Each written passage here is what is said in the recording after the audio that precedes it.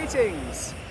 This is a tutorial on how to grow river song mushrooms, lion's mane, and oyster mushroom from Grow Kit.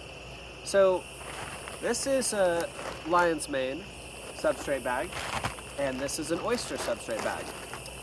You can hopefully see through the video there a little bit of a difference in the mycelium. So lion's mane is always going to be naturally wispier, and sometimes it doesn't even look properly colonized, but it's surprising that it'll just start fruiting. So it's always going to look less white and consolidated and dense as oyster here. So that's one thing to note. So first step in growing out the lion's mane is you're going to get a knife. I get a box cutter, put on the lowest setting, and you just want to, whatever, you could use a kitchen knife as well, a sharp kitchen knife, so you can just wipe off the blade, make sure it's clean. I'm using isopropyl alcohol. Be careful you don't cut yourself if you're cleaning your blade. Let it dry. Reduce it to the lowest setting. This is how I do it, but you could use any sharp object or scalpel or something like that. You actually do want to cut a little bit into the substrate. Cutting into the substrate is good because it signals to the mycelium that there is a hole there to grow out of, and it will start bunching together its primordia there at that location. So you can fruit the lion's mane from a number of different areas in the bag. Typically, I do it from the side here. So you have the filter patch, and I typically make about a 4-inch diagonal cut like this, across there. However, if you see a lot of growth forming along the top, you can definitely take advantage of that momentum of that growth by making a cut there too. But be careful exposing too much surface area at once, because that runs the risk of the substrate drying out. So one way to recap is cut it on the side. That's how I usually do it. But in this case, there's a lot of mycelium on the top, so I might want to just make a cut there. Or there's fruiting bodies forming, so if you make a cut, then they can start growing through that hole, possibly more rapidly than they would from the side. What you can also do is top fruit lion's mane.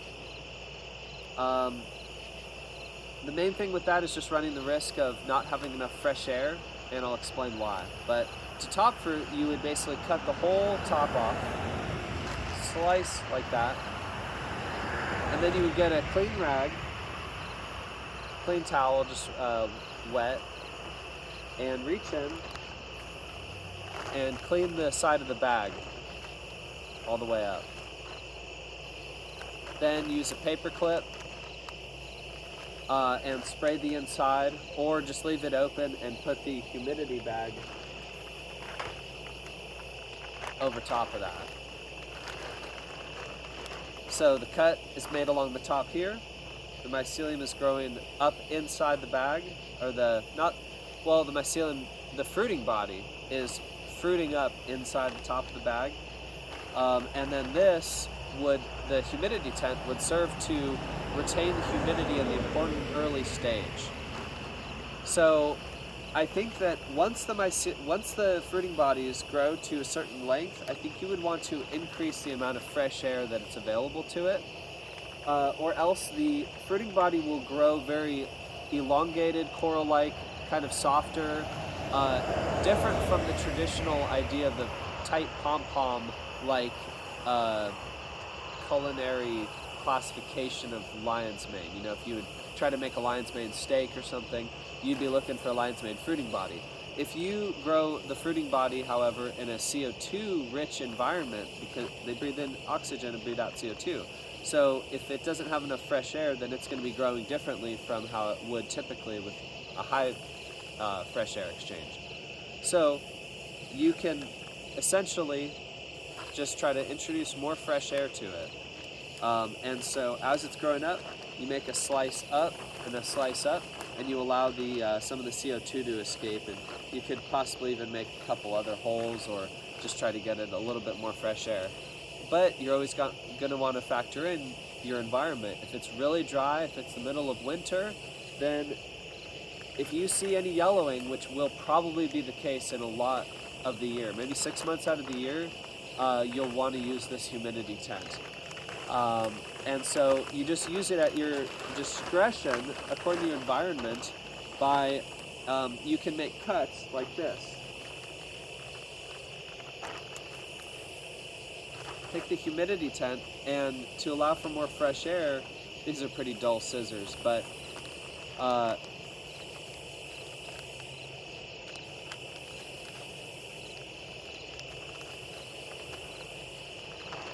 so see, you can just cut holes in the bag. And so the bag that we provide is not, it allows you to customize it based on your circumstance, and your circumstance will change even within the course of the grow. So at the early stage, when the primordia is just trying to form, especially if, let's say for example, if you're side fruiting, okay, like is typically done. And you can also fruit from the bottom as well. You can cut there. Oh, and I should say also, you can make 2 cuts, 1 on each side. That's also definitely a good way you can go. So, many ways to fruit it. But just don't expose too much of it, because then they will each grow smaller. So you're going to use the humidity tent over the top to retain the moisture. You're also going to utilize paper towels, moist paper towels, folded up. So these are, I think these are half slices, so probably 1 full paper towel. You simply fold it up,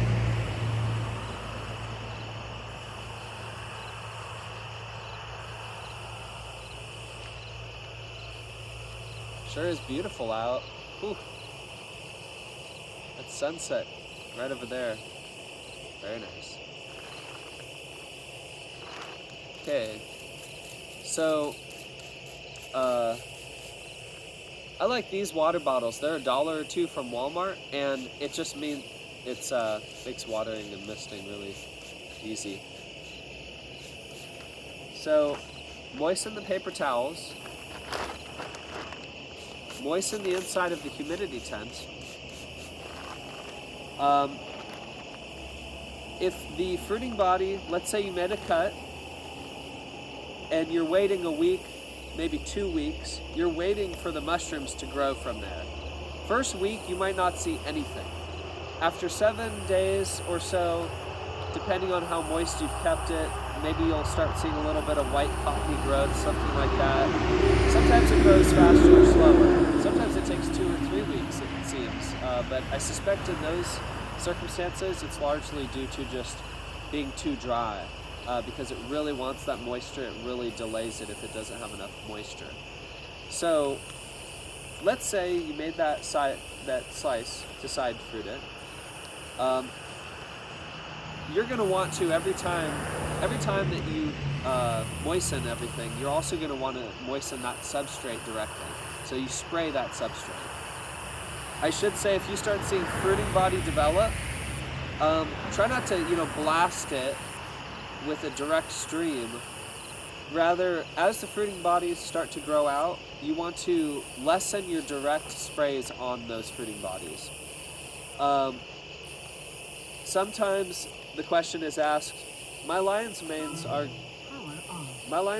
growing out looking yellow and deformed, alien-like. So sometimes that is due to too much direct moisture on the mushroom fruiting body, like these mushroom fruiting bodies behind me, as it's growing out. So lion's mane can be kind of sensitive to that. So spray the substrate, but then as the mushrooms grow out, stop spraying them directly and just keep the growing environment humid. So if you're side fruiting, I would just push this back like this. So let's just consider side fruiting. Actually, in this case, we're side fruiting, but growing it upwards. So you put the humidity tent over the grow bag, and you take and you've already moistened the inside, and you moisten these paper towels, okay? You would place this on some sort of table. Ideally not a rack like shown here, unless it's in a Martha tent as shown here.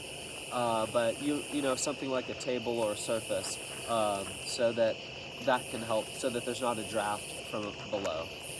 What you do is you place the wet paper towel on one side and the other, on the two sides. It's inside the humidity tent, but it's outside the substrate bag. So it's in here on both sides as it's on the table, okay? So this wet paper towel technique serves two purposes. One is to serve as an indicator of when it is too dry. If you ever check on the lion's mane and you notice and feel that the paper towels are bone dry, then you know that it's too dry in there, and that informs you. If you see a lot of moisture, if you come back a day later or half a day later and you still see moisture on the sides of the humidity tent, paper towels look moist, then you know that that is a good growing environment for that primordia or those fruiting bodies, okay? I should restate that as those fruiting bodies start to develop, you're going to want to consider now introducing more oxygen at some point to grow denser fruiting bodies that don't grow corally, unless you're going for that really crazy alien coral growth. That's a perfectly valid way of growing lion's mane too. So you can basically play with that variable of CO2, you know, how much fresh air it gets in order to determine the consistency of the lion's mane, the fruiting body that you desire. But the traditional way, you're going to want a lot of fresh air to those fruiting bodies as they grow. So you might end up cutting away larger sections or cutting more holes, or, you know, cutting the top off, modifying the humidity tent as needed in order to, you know, you still want some moisture on the inside, but you want a lot of fresh air exchange. And everything is easier in a humid, summer-like environment, or at least humid. Here in Pennsylvania, during winter, it can be a real struggle to get the grow kits to grow simply because it's so dry. That's why in those circumstances you would need something like a humidity tent or a Martha tent if you're growing a couple, or some other humidification, some way to keep it above 60% of relative humidity at least. They like 80 to 90%, fluctuating between 80 and 90% when they're growing. That's just optimal. Commercial growers would typically grow 80% kicks on, 90% kicks off. 80 to 90. That fluctuation is really good. That's optimal. During the primordia formation stage, it can be 95 or 100% RH. It's just the more moisture, the better. But you never want standing water, and I would not expose it to constant water. So, you know, give it time to air out as well. Don't drown it. Use your discretion there, I suppose. If there's ever standing water, you just pick up the block and try to shake it out or get rid of that standing water, because that could be a home to anaerobic bacteria growing. As you can see here, this is a 9 or 10 pound lion's mane grow block, and this is a fruiting body when it has grown out. I would pretty much pick it right now. So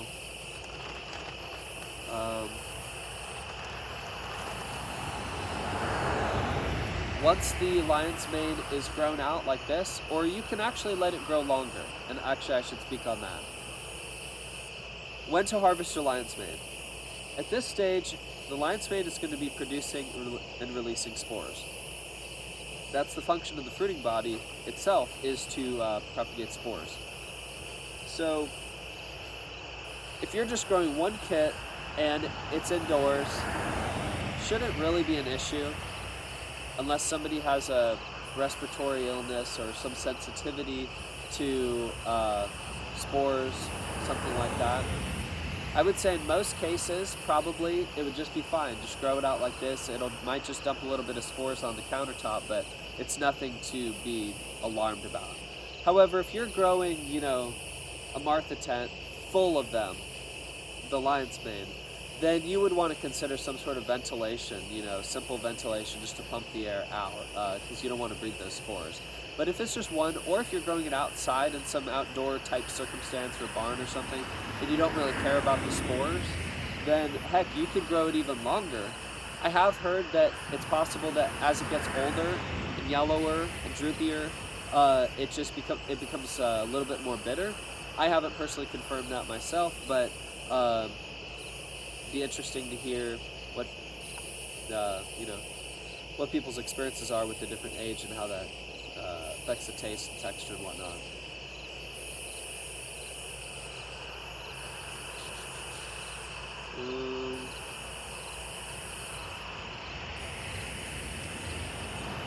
That's pretty much it. I was actually intending on this being a video on both lion's mane and oyster because they're so similar in growth pattern. So I think I will do that. I will now go on to the sporeless oyster. So this oyster was developed by Sylvan, and it was actually found naturally sporeless with a natural mutation in the wild that made it not produce spores. So they basically developed this strain out, and so all of these oysters are this is SPX and Spapo. That's another discussion, is Spapo was the original one that they developed, and then they developed SPX 281, which I actually kind of prefer. I think it's the preferred one at this point, the consensus. But they are both sporeless oyster of the same lineage. So, the main difference when growing out the oyster mushroom is instead of one slice in the substrate bag, I recommend making an X, because you can expose more surface area for oyster mushrooms. You can either make an X, or you can make almost like a smile, from a smiley face, like a big U. You can also make an X on both sides. It depends on whether you want something like a 2-pound cluster on one side, or a 1-pound cluster and a 1-pound cluster, or something like that. So you can play with how many different cuts you want to make and how you want to fruit it from those places. You could also hypothetically play with making a cut here, and a week later making a cut here, so that a week later this is fruiting here, and then a week after that this begins fruiting. I have not tried that, so that just you can play with it. But so you're going to make an X or a smiley face or something like that. And lion's mane oyster mushroom is much more sensitive and less forgiving as far as needing fresh air. These mushrooms have nice broad caps, okay? Oyster mushrooms, these kind of oyster mushroom, there's a kind of oyster mushroom called king trumpet and black king pearl. Those are prized for their stem. But regular oyster mushrooms like these are prized for their caps.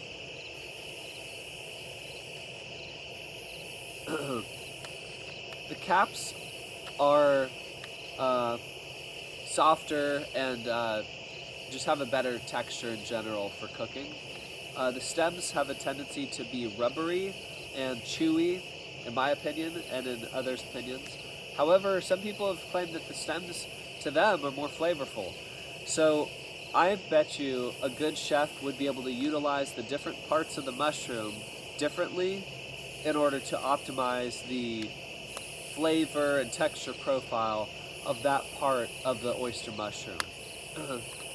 And I would also say in a similar way with the lion's mane, how we were mentioning how it can grow very light and fluffy if it's growing up, top rooted along a tall substrate bag with the opening way at the top, versus when it's exposed to a lot of fresh air out my pom-pom out. Good time to note that temperature, warmer means these will grow faster, both varieties. Colder means it will grow slower. Colder often means that the fruiting bodies are more dense, whereas warmer, the fruiting bodies grow faster but are often less dense. They're just bigger but less dense. So if it was a circumstance like somebody selling at a farmer's market and you want to sell a lot of weight in a small space, you know, you want dense fruits, not light ones, or really any circumstance, it just depends, but it's just a factor to consider. Denser versus lighter. So it's warm here, so these are just blowing up amazingly. Getting dark, so I'm not sure if the camera will be able to get any of this. Going by the light of the sunset. And a star. So, to recap, you get your kit, you make that cut, you're going to keep that humidity tent over it. You're going to make sure those paper towels stay moist. You're going to have a little bit of fresh air exchange, and you're going to increase that based on circumstance. If you open it too wide and you think that there's too much fresh air getting in and the moisture's not really being kept available to that substrate cut, then you could just tape it back together in a certain place, or something like that. Try to spray it more often, or perhaps put a few more paper towels in and keep those wet. Always avoid standing water inside the substrate bag, inside the tent. If it evaporates in a couple hours, that's fine, but you don't want it as standing water that's just sitting there. The bag itself will sometimes produce, or sometimes or often, frequently, produce a yellowish liquid. That's called the metabolites. It's just the the life whatever waters that are produced by the organism. So some yellow liquid pooling is nothing to be concerned about. If the kits are taking a long time to grow, it usually is that humidity factor. It just simply is not humid enough to make that. You can also possibly consider trying to expose it to some cold, to cold shock it, so you can stick it in a refrigerator, maybe cover that part with the plastic bag, shopping bag, or the humidity tent. Stick it in a refrigerator, don't freeze it, leave it in there for a few hours, pull it out, try to cold shock it into fruiting, or, you could try to perform some actions like that to try to initiate fruiting. But I would say wait 2 weeks before even considering anything like that. I would say after 2 weeks, you should see some growth. It shouldn't just look barren. It shouldn't just be nothing. So if you have kept that high humidity and there's just nothing after 2 weeks, then I would probably just consider that bunk. Just reach out and we will replace it. I would just keep trying to fruit that one. We don't do returns. If it doesn't work, you just keep it. We just send you another one. So just keep trying. If you ever do see mold growing on it, then, bring it outside, put it in the compost pile. Worms and bugs and stuff love it. It's good for the compost. But, I think that pretty much covers the kits.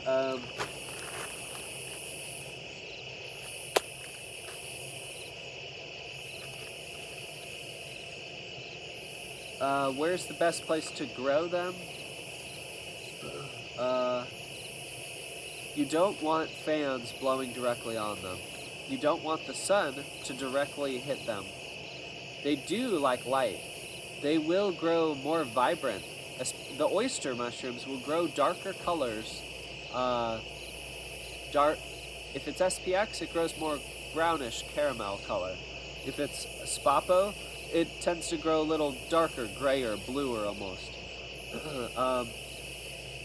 So exposure to light does bring out, and also the colder it is, the more vibrant colors typically are in mushrooms. Lion's mane, if it gets really hot, 90 degrees or so, it will often be yellowish. But typically yellowing occurs from when it's just too dry or too wet. It's just when lion's mane is not satisfied as far as its environmental needs, it just tends to turn yellow and deform. so it's just an indicator, basically. If ever that happens and it stalls out and it's just weird, just rip it off, that, clear off the fruiting body, and just start over. One thing I failed to mention at the beginning is it can be very good at the beginning, once you make that cut, to soak it for an hour or two. I wouldn't do any more than that. I would say just an hour, just soak it. What I mean by that is get a pan or a plate or anything like that. You just fill it with a little bit of water, and wherever you made that cut, you put it upside down like this so the cut is sitting in that pool of water for an hour or two. After that, pick up the block and try to just shake out as much of that water as you can, and then proceed to, moisten the paper towels and proceed with the whole process of putting the humidity tent over the block and growing it out. I believe that initial soak in water really helps to hydrate that area of the substrate. So you can play with that. Be interesting to see the results of others, but it is recommended in a lot of other grow kits to do that. So I would recommend doing that. Soak it for 1 or 2 hours.